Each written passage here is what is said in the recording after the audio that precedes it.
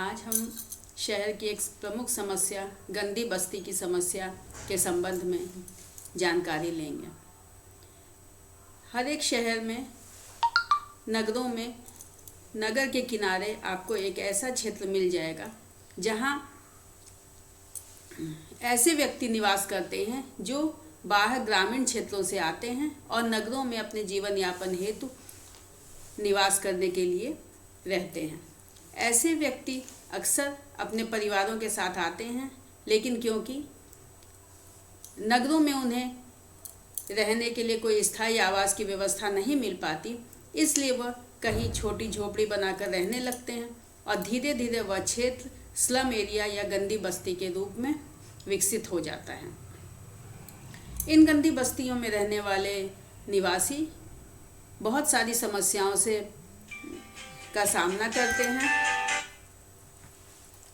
जैसे बहुत सारी समस्याएं उनके सामने आती हैं, जैसे शिक्षा की समस्या, आवास की समस्या, पानी की समस्या, साफ सफाई की समस्या, नालियों की समस्या, भोजन की समस्या। अर्थात जब गंदी बस्तियों में लोग निवास करते हैं तो उनके सामने इन समस्याओं को उनको सामना करना पड़ता है। अक्सर ऐसा होता है कि लोग जब यहाँ आते हैं तो वह ग्राम से नगरों की ओर पलायन करते हैं, परंतु नगरों में जो व्यवस्था उपलब्ध है वह नगरों में रहने वाले निवासियों के लिए ही समुचित हो पाती है।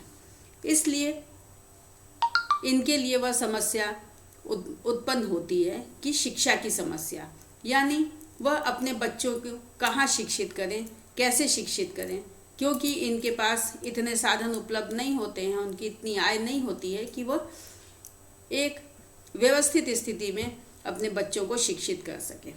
इसके साथ साथ आवास की समस्या और साफ सफाई की समस्या, क्योंकि गंदी बस्तियों में साफ सफाई नहीं हो पाती,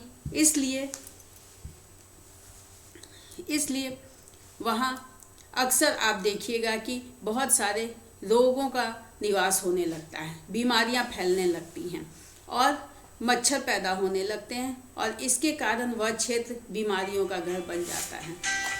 इसके साथ ही हम यह भी देखते हैं कि गंदी बस्तियों में हमें स्वास्थ्य की समस्या बहुत ज़्यादा देखने को मिलती है। स्वास्थ्य सुविधाओं का अभाव मिलता है और अस्पतालों की कमी रहती है और प्रॉपर तरीके से वहाँ के निवासियों को स्वास्थ्य या चिकित्सा की सुविधाएं उपलब्ध नहीं हो पाती।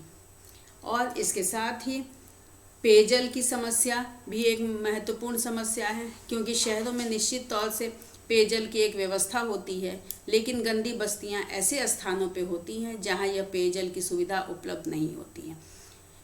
इन्हीं सब कारणों से हम ये पाते हैं कि शहरों में जहां गंदी बस्तियों का विकास होता है वह क्षेत्र निश्चित रूप से उन शहरों के लिए बहुत अच्छा नहीं माना जाता है और हम लोगों का यह दायित्व होना चाहिए कि हम उन गंदी बस्तियों में रहने वाले लोगों को बेहतर से बेहतर सुविधा उपलब्ध करा सकें। धन्यवाद।